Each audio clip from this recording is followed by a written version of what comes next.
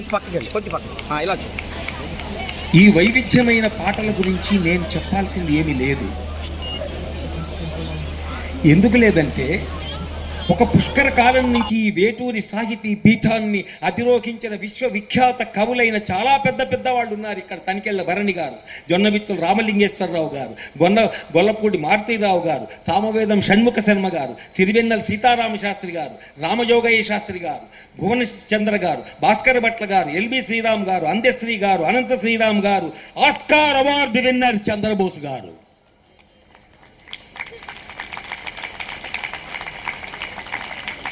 నేను దీంట్లో రాసుకున్న వీళ్ళందరికీ కరతాళ ధ్వనులు చేద్దామని, కానీ మెల్లగా చేస్తున్నారు మీరు. అది ఒక వేటూరి పీఠంలో ఆ మహామహులు అసలు అంటే వాళ్ళు మాటే సరస్వతి పలికినట్టుగా ఉంటుంది. ఆ జొన్నవిత్తుల గారు, సిరివెన్నెల గారు, భువనచంద్ర గారు వాళ్ళు మాట్లాడుతుంటే అయ్యో బాబోయ్, వాళ్ళు మొత్తం వేటూరి గారిని మొత్తం మీకు అన్ని టోటల్గా చెప్పేశారు ఆయన గురించి. నేను చెప్పేది ఏముంది ఇక్కడ?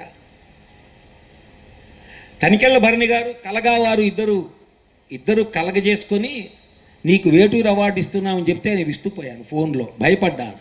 ఏం అర్హత ఉంది నాకు, చిన్నవాణ్ణి కదా అని చిగురుటాకలా ఒడిగిపోయాను. కానీ ఒప్పుకున్నాను. అందుకు కారణం ఈ కలగ ఈ జోగి శర్మ గారే, ఈయనే దానికి కారణం. ఏంటి కారణం? ఆయన ఎందుకు కారణం అవుతాడంటే, ఆయన ఫోన్లో మాట్లాడుతుంటే వేటూరి గారే నాతో మాట్లాడుతున్నట్టు అనిపించింది.